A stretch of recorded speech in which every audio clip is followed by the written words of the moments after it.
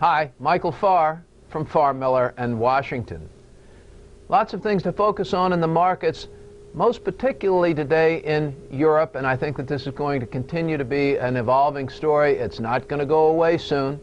If you're sick of hearing about Greece, don't worry. I mean, you're going to hear more about Greece, but now you can hear about Spain and Italy and other things that are equally troubling as Greece. This weekend we have an election in Greece. Do you know the name Tsipras and Samaras? You're going to. Antonis Samaras is the conservative candidate in Greece. He's suggesting that Greece actually sticks to its austerity plan and they accept the bailout and proceed with the bailout plan with the EU. That's what Samaras is saying. Then there's a younger candidate who is very popular, named Alex Tsipras. Tsipras is basically the thumb-to-nose candidate. He's suggesting that they would just simply reject all of these austerity measures. He has a very populist message. He's telling his Greek citizens, his fellow Greek citizens, that the European Union would be broken, would be crippled without Greece. He's telling that citizenry that the European Union, they'd be nothing without us. They can't be complete without us. This doesn't work without Greece. Europe needs Greece, which resounds, right, as a patriotic message. As an economic message, it's moronic. It makes no sense whatsoever. They'd love to get rid of Greece. Greece is a huge problem. For such a small little country, this little small thorn in this particular sole of this big foot is causing a whole lot of pain. So, you know, to get rid of all the austerity probably doesn't make sense at all. If Greece actually elects Samaras and goes with the austerity plan and the bailout, that only, I think you'll get a feel-good rally out of the markets, but I don't think it lasts particularly long because they don't have enough money yet. They haven't solved the Greek economic problem at all. Greece's going to take more guarantees, more debt write-downs. It's just going to continue to evolve in this sort of slow-rolling car wreck that we're all witnessing. In Spain today, we saw interest rates get up above 7%. That's not a good thing. So the cost of their funding of their government is going up. The interest rates that the government has to pay are going up. So it's more expensive for them to borrow money. It's more expensive for them to borrow money because people are beginning to doubt their ability to pay back the money. And as the doubt increases, the interest rates increase. And if, as Spain does, if they actually have a real problem with cash flow, if they have a real problem with their ability to continue to fund their government and the cost to fund go up, can you see what's going to happen?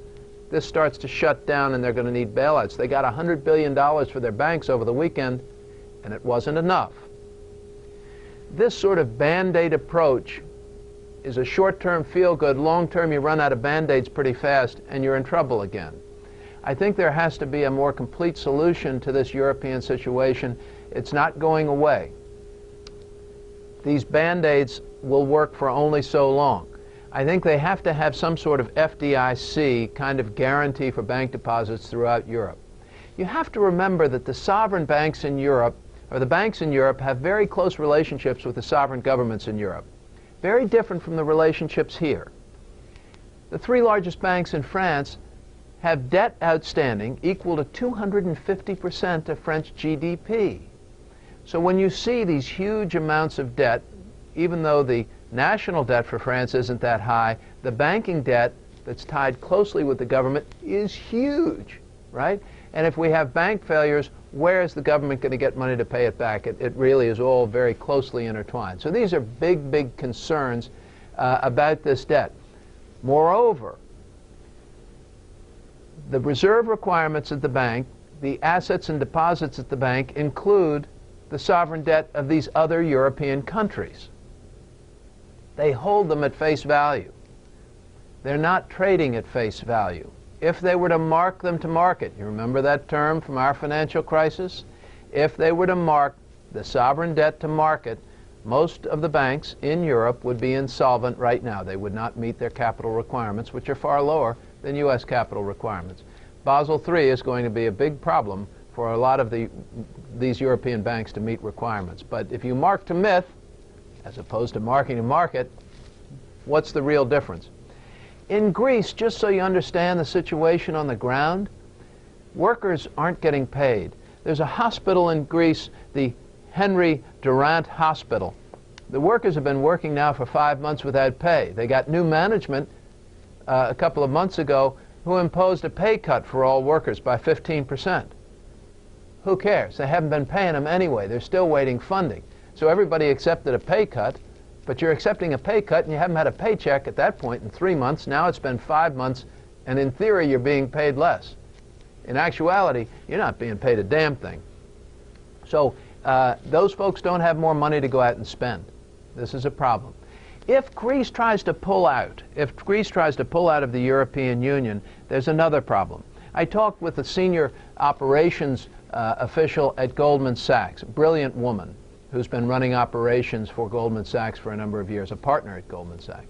She told me that if they wanted to remonetize Greece, if they want to bring back the drachma, it's going to take 3 to 6 months at the shortest to start the clearing systems and computer systems to allow Greece to process a drachma transaction. They don't have the systems in place anymore to do it. If they leave, they've got nothing. They're going to be trading IOUs, handwritten IOUs on the street. I think. I mean, I can't imagine what else they're going to do. But they don't have the option to say, okay, turn the drachma back on.